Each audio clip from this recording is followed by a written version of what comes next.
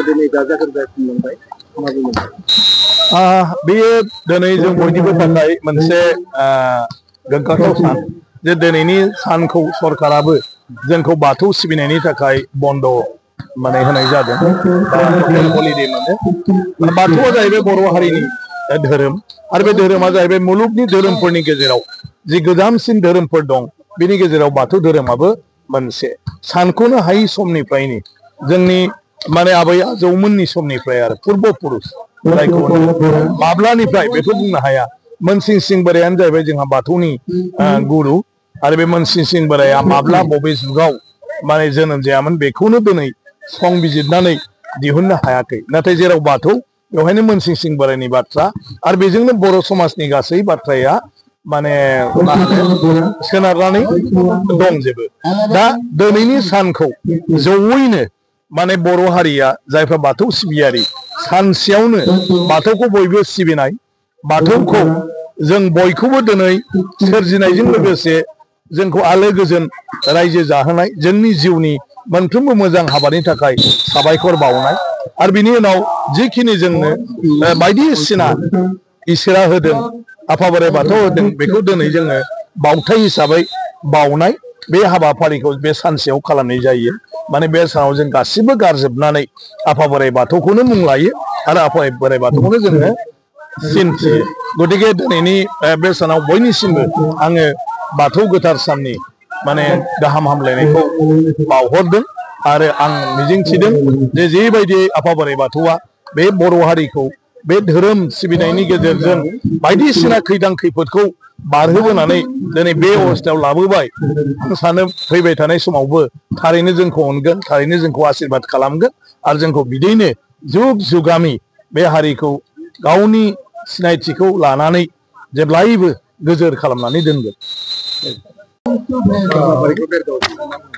दा बे जोबोद बाख्नायथाव खामानि जितु बड'लेण्ड स्पर्ट्स एस'सियेसना बड'लेण्डनि इन्टार डिस्ट्रिक्ट माने भलिबल जितु टुर्नामेन्ट बेवहाय फाथिदों आरो आं सानो बेबायदिखौ गुबुन गुबुन माने खेलाफोरखौबो जोङो फाथिनांगौ आरो बेनि गेजेरजों जोंनि गेलेगिरिफ्रा गोबां माखासे खेलानि आदब खायदाफोरखौ सोलोंलायनायनि खाबु मोनो। मोनसे टिमजों गेलेनायाव गुबुन गुबुन गेलेग्राफोरनि आदब खायदाफोरखौ बेवहाय नुनानै गावबो सोलोंनो हायो आरो मोनसे बेवहाय मोनसे माने मा होनो प्रेक्टिसबो जायो। जिहेतु ओरैनो प्रेक्टिस खालामनाय आरो कम्पिटिसन गेलेनाय बे मोननैया गोबां डिफारेन्स। गतिके आं सानो बेनि गेजेरजों बड'लेण्डनि जि जोंनि गेलेगिरिफोर दं बिथांमोना मोनसे समाव स्टेट आरो नेसनेल लोगोसे इन्टारनेसनेलावबो गेलेहैनो हानाय गावखौनो दानो हागोन आरो बियो जोंनि ओनसोलनि जि गोदान लाइमोनफोर बिसोरखौ गेलेनायनि फारसे आं सानो गोसो बोनो हागोन आरो मोनसे थुलुंगाबो होनो हागोन। दा बे समावहाय जेनेबा गेलेनायनि बिथिङावहाय गोबांखिनि गेलेनाय जायगा नांगौ जानानै इनडर आउटडोर जोंनि समस्थियाव दा आंनि समस्थियाव फाग्लाबारियाव इनडोर स्टेडियाम दा अलरेडि जानो थांगासिनो दङ। गासिबो दा माने मा होनो फ्राय मा होनो टेन्डारा दा जाबायानोसै एलटमेन्ट जानांसिगौ खामानि आरो भेरगावआबो मोनसे स्टेडियाम हिसाबै चिफ मिनिस्टारा अलरेडि घोषणा खालामबाय आरो दा बिथाङा बिहरनाय लेखा जों बिनि एस्टिमेटखौ साबमिट खालामबाय 16 कौटि थाखानि। इनडोर स्टेडियामा 14 कौटि थाखानि आरो बे स्टेडियामा 16 कौटि थाखानि। गतिके आं सानो बे स्टेडियामा जाखांनायनि उनाव बे जायगानि गेलेगिरि बिथांमोनहा माने गासिबो बिथिङावनो उसुबिदा गैयालासे बेवहाय प्रेक्टिस खालामबाय थानो हागोन।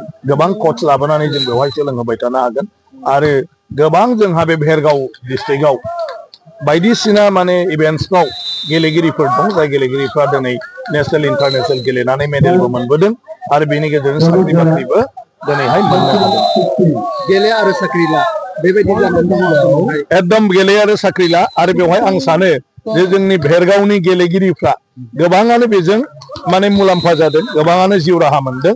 जे जोंहा दिनै एक्साइज इन्सपेक्टर माने साख्रिबो मोनदोंमोन जोंनि जे आर्सारिनि गेलेगिरिया आरो बिनि बादैबो गोबां जोंहा साख्रि मोननाय गेलेगिरिफोर दङ भेरगावआव।